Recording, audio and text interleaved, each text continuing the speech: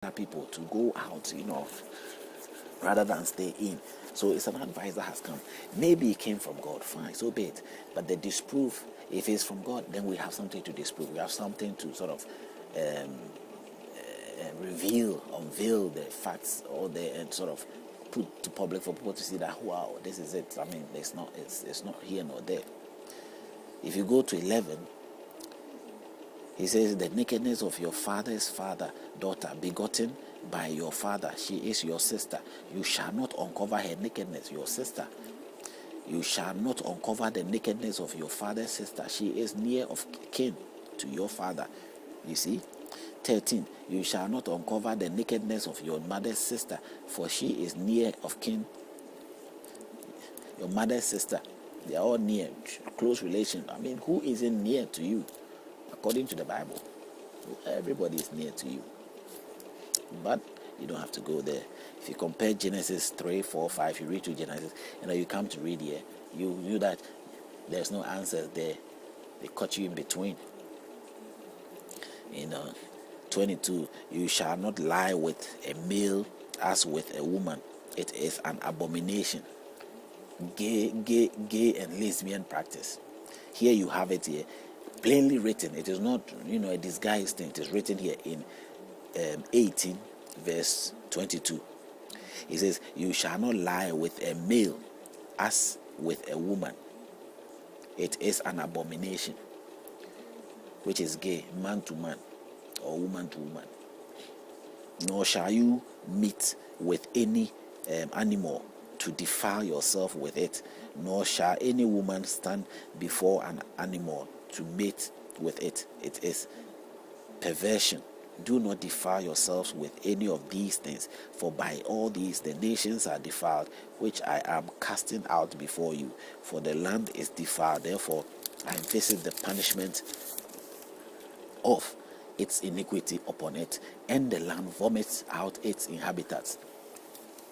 Sometimes I even look at this people who engage in, the excuse is that they won't consider themselves Christians or anything, but there are Christians, claimed Christians, Judaism, Muslims, whatever, who are into all these situations.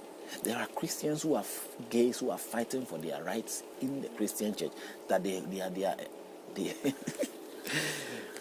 their man to man and woman to woman engagements are being blessed by Jehovah, by the pastor Jehovah. Because the Jehovah pastor hasn't got a choice. They are going to point out the 10 commandments, the lies that people lie, the whatever they do, and comes to the altar and get blessed. And why can't they come to the altar and get blessed? And they are justified in that. They are purely right. It makes sense. Because if I'm a liar, or I eat pig, I eat pig and I do all that, and I go to the church and I sit, and the pastor embraces me and gives me an altar blessing for my marriage, and accept my communion. Why should me, the gay person or the lesbian person, be denied the same thing?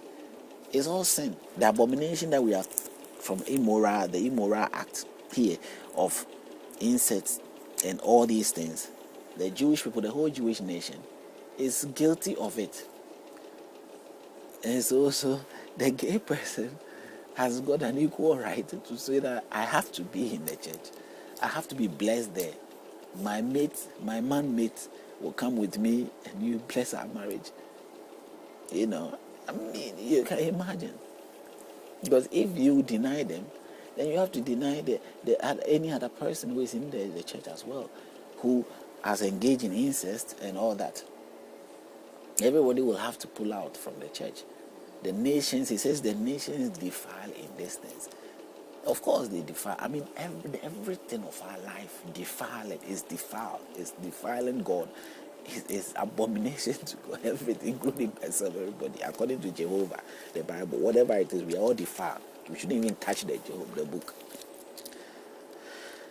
And it tells you further on,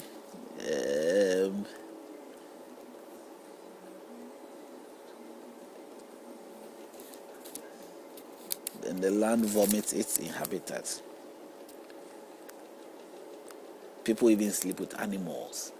Sleep with animals. Women or men have sex with animals. I've seen the camera. I've seen being shown in some of the, descendants of Christians or whatever they might be. It's, in Britain here, you see some of the porn acting films, and it's not right. It's here in the book that it's not right. But we do everything. I mean, that is why, if you look at these things, then everything is justified to be done as it is. I mean, there is not a single move of a pastor or anybody, because the pastors themselves are even having their own that they are not following. So Jehovah is completely being ignored, not being followed. So how dare anybody claim this Christianity and claim somehow that they are obeying Jehovah, their own God, your own God? You don't even respect your own God. How would you want somebody else to respect you? From elders to children. And then you see an elder, he's so angry, upset. These days there's too much disobedient children. Where do you think they are coming from? You are coming from your disobedience to your own God. You have breathed the very thing. We have breathed ourselves.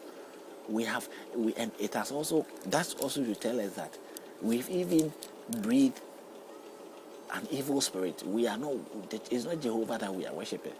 Whatever we are worshiping that has been encouraging and helping us and encouraging our lifestyle and everything, I don't think it's Jehovah. Jehovah is probably, it's just, if Jehovah is really the God, Almighty God, he will probably have to sit somewhere and just look at what is going on.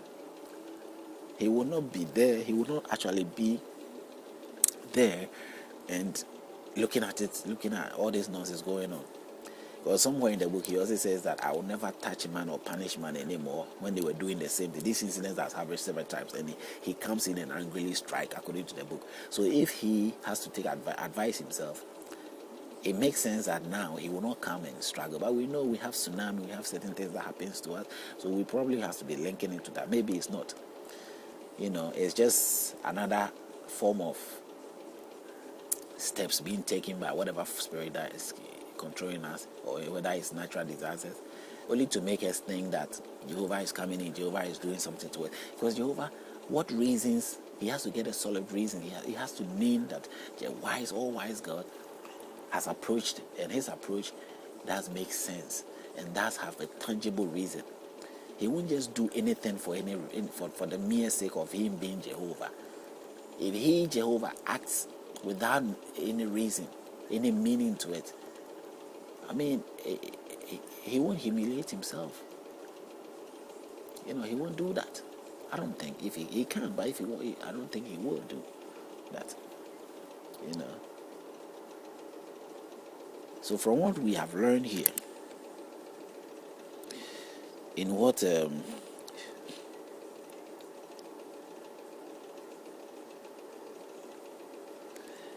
we have learned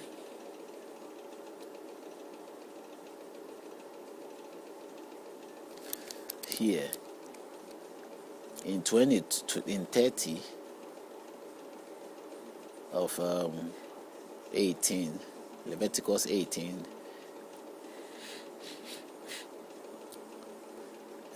he also gives the punishment that from 30, he says, therefore you shall keep my ordinance, so that you do not commit any of these abominations, customs, which were committed before you, and that you do not defile yourselves by them. I am the Lord your God. Obey these things. Now let's go to 19, moral and ceremonial laws. The moral and ceremonial laws. That's to do with religion, culture, some ceremony. It has some link.